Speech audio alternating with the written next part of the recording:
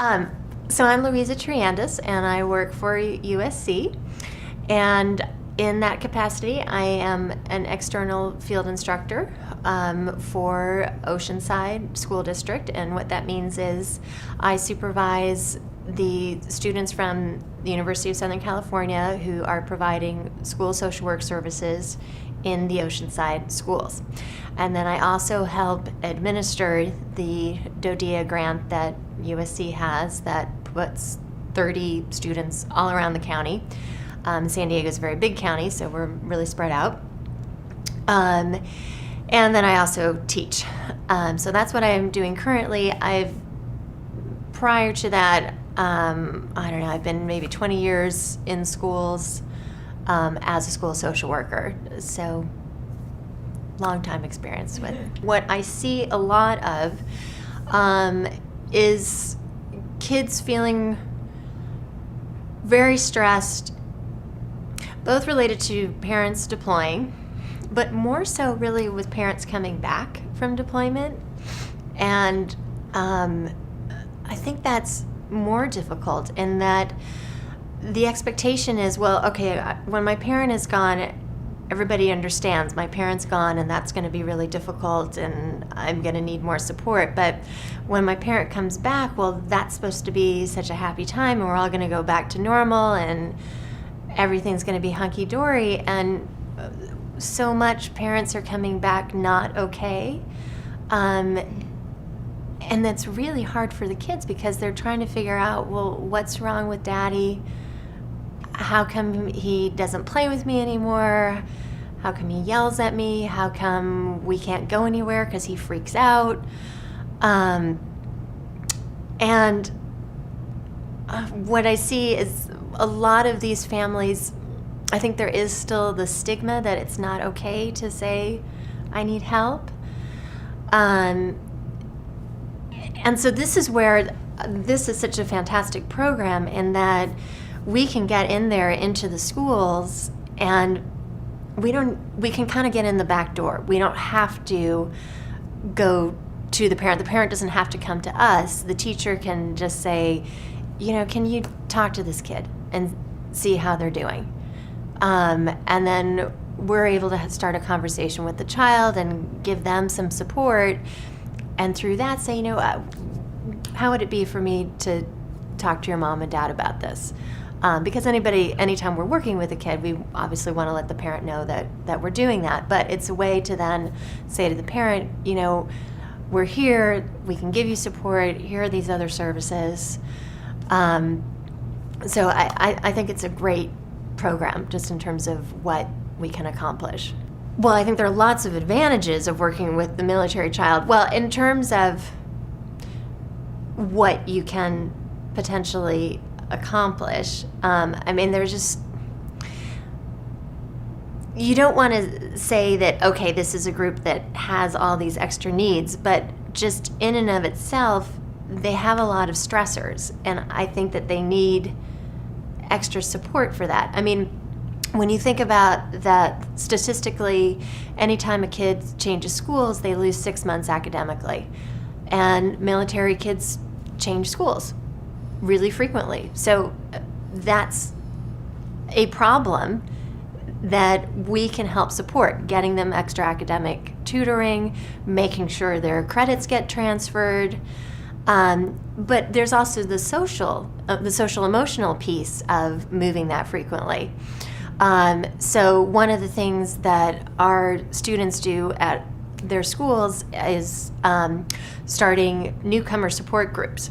So they do things like they have peanut butter and jelly sandwiches at lunch, and they let everybody know we're having this newcomer group, come and hang out. And it's great because there are a lot of new kids who are new to the school, and they come and they get to meet other kids who may or may not be military. But just that universality, okay, I'm not the only one. Here are some people that are in the same position and maybe they need friends too. Yeah.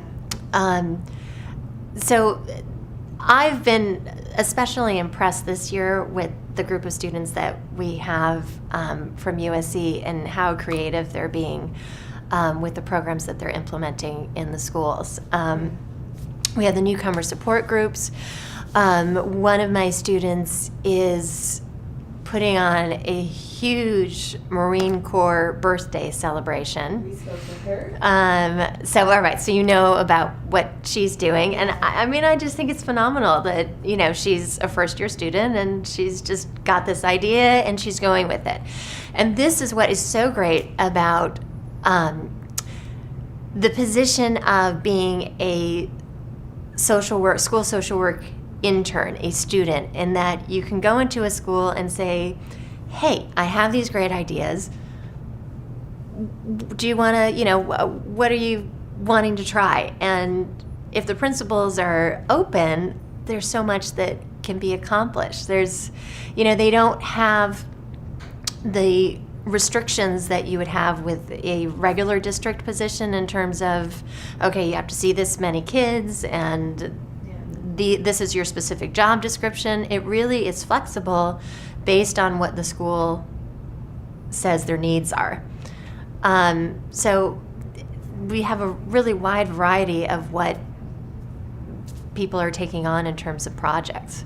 So to get going, we had the schools that were identified as having the military population that could benefit from us.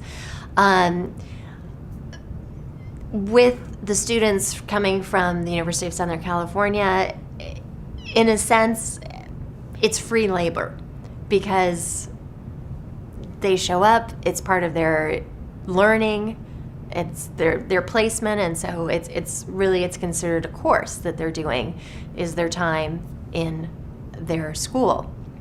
So the only cost is the cost incurred from paying the external field instructors. And those people are people who have what's called a PPS credential, so they're Pupil Personnel Support Services credential. And they are social workers who have experience in schools and know how to do school social work. And then they lead the students, guide the students in, all right, what do you do now as a social work student in a school? You work with kids individually providing support. You work with kids in groups. You do bigger school projects like the the Marine Corps birthday celebration. You do smaller projects like one of my students is creating a memorial wall for all the students in the school who have a family member who's a veteran. They're all bringing in pictures that are being laminated and they're putting them up on this wall saying, we honor our heroes. So looking at how then that starts to change the culture of the school in terms of the appreciation for the military and what they do for our country. The other thing, another piece of what the students can do is really looking at issues of school culture and how can we impact the whole school to make it a more inviting, supportive, relationship-based place, so where it's not just the kids coming to get educated, but teachers really being engaged with their students, being engaged with each other, to provide the most nurturing and supportive environment, not just for the military kids, but for everyone. So having the external field instructors, then they guide the students, and then I actually work with all of our external field instructors to help them with whatever issues are coming up, challenges that they might be having with individual students or with individual schools. A big challenge with this program has been schools understanding, well, what is it that a school social worker does? Because we don't have school social workers in California.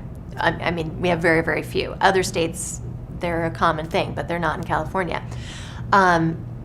So helping them understand, okay, no, this person isn't somebody who's just going to go do recess duty. They're not just an extra body. No, you can't throw them into a classroom when you need a sub. They have specific things that they're trying to accomplish. So getting schools to understand, well, what do I do with this person? That's been a big challenge. What do you consider to be the top priorities in working with military-dependent children? Providing as much support as you can. So that might be individual, it might be group, it might be a combination, but it's also making the whole school more supportive, making the whole school start to recognize what these military families are doing for all of us, and getting them to appreciate that and acknowledge it and honor it, and having people have that awareness so that they really can draw kids in and make them feel more like they are a part of the school. Because I mean, I think that's really, really challenging, just to always be changing schools and having to go into a new environment. If you know, if you walk in and there's already in place the idea that, wow, we honor your service. And I think, you know, the military kids, they themselves aren't serving, but in a way they are, because they're sacrificing when they have a parent who's gone. So having that climate of just, you know, we welcome you, we honor you, we want to make you be a part of our school, a part of our system. That'd be phenomenal. That everywhere. How do you think the public education has responded to the needs of military-dependent children? I don't think they've done much of anything to respond to the military needs of students. I think it's sort of, the viewpoint is kind of, oh, well, here's one more group we have to figure out what to do with. Yeah. And yeah, I don't see much really being put in place at all to support military kids. I mean, I think that's starting to change a little bit, in that there are some districts that are having somebody that's designated to specifically work with military kids and supporting them academically.